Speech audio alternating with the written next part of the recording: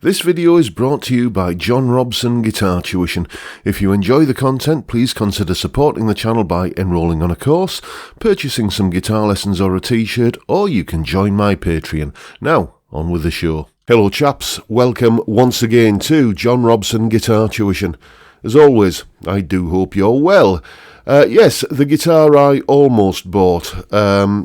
Remember, a little while ago I treated myself to one of these. This is an SG, quite obviously. This is the Epiphone standard 60s SG, one of the sort of inspired by Gibson range. And I just had this little bit of gas for an SG, and there were a few candidates that I was looking at. The Epiphone SG standard, this standard 60s one, and one of the modern ones, and another one, which was the Epiphone SG Classic Worn. And essentially this guitar here, this was one of the ones that definitely made the shortlist. I like P90s and I like a satin finish, which this guitar has got.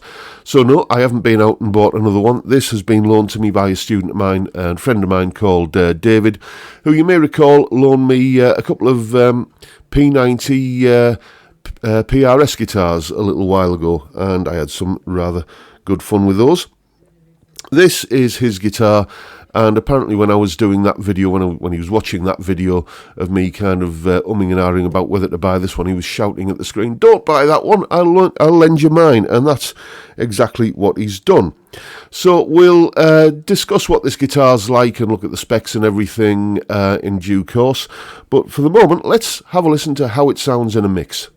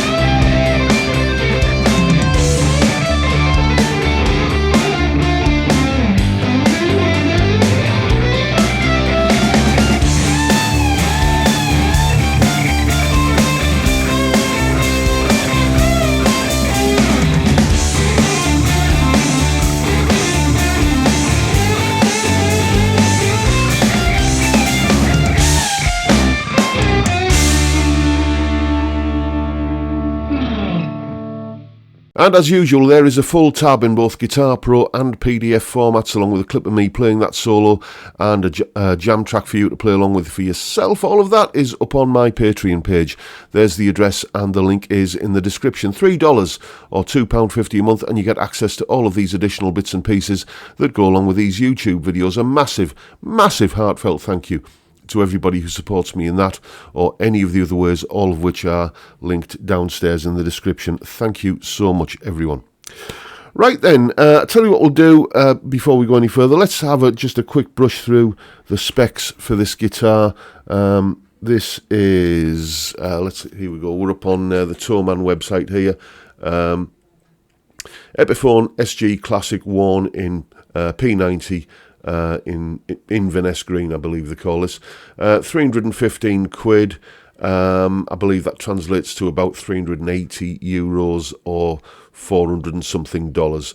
And for that you get mahogany neck and body, Indian laurel fretboard, dot inlays, 60s slim tip, a neck, 22 frets, all the usual sort of stuff, 43mm nut, 24 3/4 inch scale, pair of P90s, all just the usual standard control layout. Basically everything you'd expect and nothing you wouldn't expect.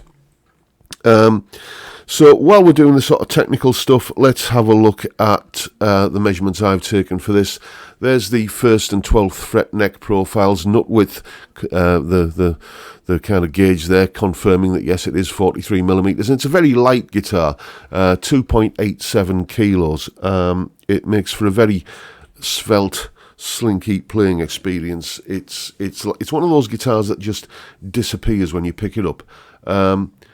Again, little bit neck heavy, I suppose, but you know, it's certainly not doing the kind of nodding donkey thing of neck diving to the ground. It balances pretty well.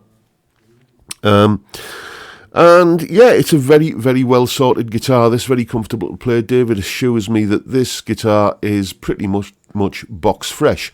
He's not really played it. He's got like, I don't know, a bazillion guitars. There's another SG behind me that you can't see at the moment that he's loaned me, that I've got some plans to do a video with.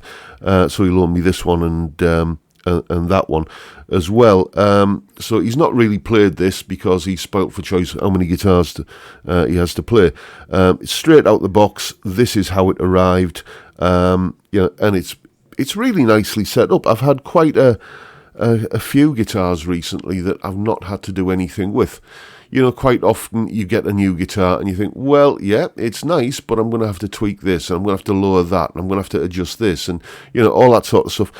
But a few guitars lately where that's not been the case. The action on this beast is, if I just measure at the 12th fret, that's pretty much bang in the middle of 1.5 to 2 millimeters. So we'll call it 1.75 millimeters. While we're kind of discussing technical stuff like that, let's cut to some B-roll, and you can see the pickup readings here. Interestingly, the neck pickup is slightly hotter than the bridge pickup. I'm just going from memory here, but you can see it on screen, or have just seen it on screen, that the neck pickup is about 7.8K, bridge is about 7.6, which you would expect that to be the other way around, but as you heard in that demo piece at the kind of earlier on in the video, there's no disparity in the sound. For all the crunchy overdriven stuff, I was on the bridge setting, strummy clean stuff middle, and clean melody and lead I was on the neck pickup, and you know, there was never really any sort of disparity in the volumes. I wasn't having to go and tweak the input on the interface as I was recording to do anything about that. It's just one of those things, I guess. Yeah, it's a really nice guitar. This I'm liking the worn finish. It's well, I wouldn't really call it a worn finish. I think, and that's the term that I think Epiphone used to describe a satin finish. And I think it's a little bit of a misnomer. If, like me, you are put off by relict finishes, then you might be a little bit dubious about that. It's not worn finish. It's not like where the finish is worn away or worn through. It's just a satin finish. And, you know, as I've often said, I don't mind a gloss finish. It's not a deal breaker for me, but, you know, if I have to choose, then I would say I prefer a satin finish. I've never had that thing that people talk about on gloss finishes where it becomes sticky and you can't move, you know, it impedes movement up and down the neck. That's just never happened to me. You know, maybe, I mean, your mileage may vary, but just for the feel of a satin finish, I do tend to prefer it. So yeah, I mean, in terms of what the guitar sounds like, you've heard it in the mix there, but it does all the usual kind of things that you would expect from a P90 guitar. You know, bridge pickup on a clean tone. This is me plugged into the Spark here. I've got a little bit of a Fender Twin amp model on, I think.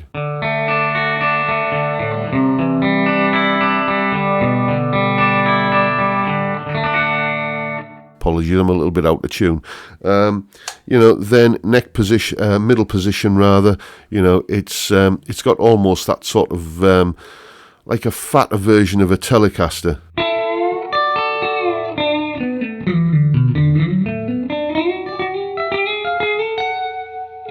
And neck position, you can get your kind of jazzy thing on.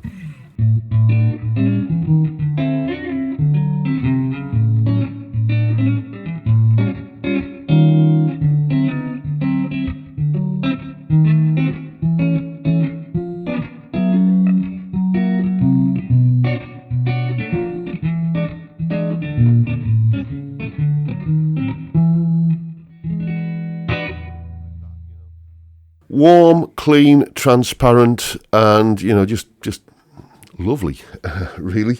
But a guitar like this, an SG with P90s, I would suspect it's going to spend a lot of its time with a bit of grunt on. And well, you heard what it sounded like in that demo there. Let's just have another little listen here.